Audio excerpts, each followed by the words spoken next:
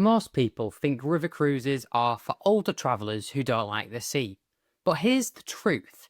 River cruising might be the most modern way to travel.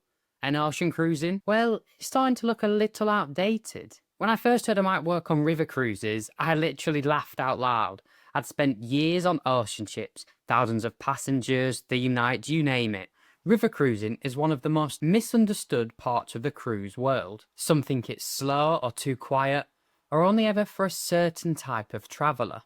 In my head, river cruising sounded like the cruise version of a nap. But here's the thing. The more I looked into river cruising, especially Viking, the more I realised they've quietly built something that solves almost every frustration every ocean cruiser doesn't realise they even have. So in this video, I'm going to walk you through exactly what it's like on a Viking river cruise. When someone first mentioned river cruises, I made the same mistake a lot of cruisers do. I assumed it was the slow lane, something that you, I suppose, graduate to once you've done everything else. But here's what I didn't understand, and also what a lot of other people don't either. Viking isn't offering less than ocean cruising. It's offering the one thing that those big ships can't. On board Viking river cruises, there's no casinos, there's no kids, no photographers, not endless announcements of the PA system, and none of the frantic energy that you sometimes get on ocean cruises, where everything just kind of feels like a countdown till everything else starts. Viking isn't trying to compete with the ocean cruises either. It's trying to correct it. Here's what Viking understands, maybe better than any other cruise line. Some travellers aren't looking for more. They're sometimes looking for less. Less noise, less crowding, just less filler. There's not stuff stuffed in every half an hour. Viking is built for people who've already done the checklist travel, and now they just want something a little bit different. Now, if you've ever felt exhausted after a cruise, Viking is just the complete opposite. It's not for everyone, but that's exactly the point, and that's what makes it work so well. Everything on a Viking ship is built with intention. Ocean ships are often designed like floating cities. They're built to impress, entertain, and ultimately just to distract. Viking ships, however, feel more like boutique hotels, built to relax, connect, and just feel nice and calm. But here's something that most people don't notice at first. There are not inside cabins. Every single room will have a view.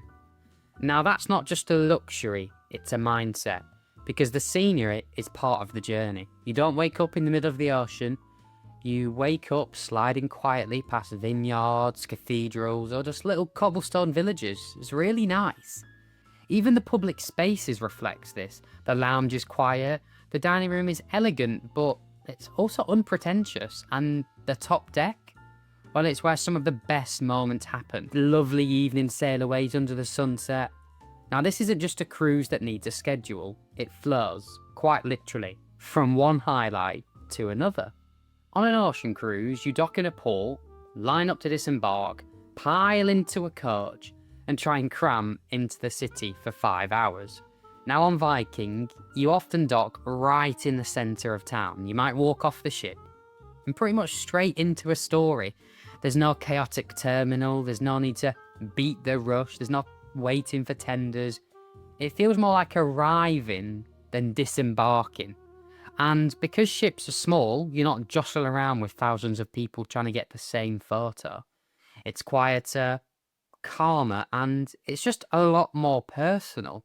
The itineraries are also deeply thought out. You're not just seeing cities, you're following the history. You're sailing down the rivers that shaped Europe. So when you cruise them, you're not just sightseeing, you're tracing trade routes, royal paths, and centuries of conflict and culture. And Viking doesn't just dump you at the port. They curate excursions with context, local guides, unique access, and storytelling that just ties it all together.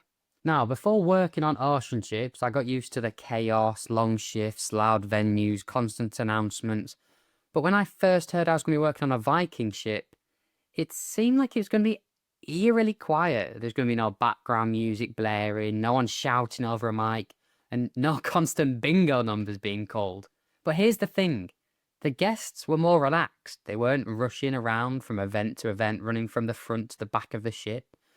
They were actually on holiday and just relaxing and enjoying themselves. Even as crew, you start to feel the vibe. The pace is very different. The conversations are a bit deeper.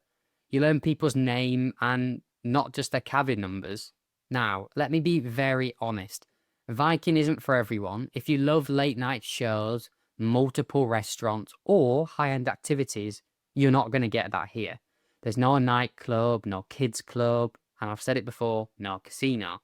And while the wine flows freely, the vibe, I suppose, just stays mellow. Some people might even call it boring, but to others, it's the most peaceful holiday they've ever had. So this isn't just about better or worse, it's about fit. If you're the kind of cruiser who values space, storytelling, and a little bit of silence, you might never go back to ocean ships. Now, Viking isn't cheap, let's not pretend here, but when you look closer at the pricing, it isn't as outrageous as some people think. Here's what's included that's often extra on other cruises. So you get a guided shore excursion in every port, wine and beer with lunch and dinner, you get Wi-Fi that actually works, you get airport transfers, and there's not extra gratuities added on. Plus, there are no specialty dining upsells. Now, there's one dining room. It is consistently excellent. Now, when you add up the extras on a mainstream cruise, like drinks packages, excursions, transfers even, Viking starts to look like better value than you think. And perhaps more importantly, you're paying for a style of travel. One where everything's already been thought through and you don't need to plan or, I suppose, worry. I mean, you are on holiday after all, and that alone is worth something. Ocean cruises can be exhilarating, but also exhausting. But Viking lingers. There's something about the way you ease into each day, the way the scenery moves at a walking speed, the way conversations just last a little bit longer.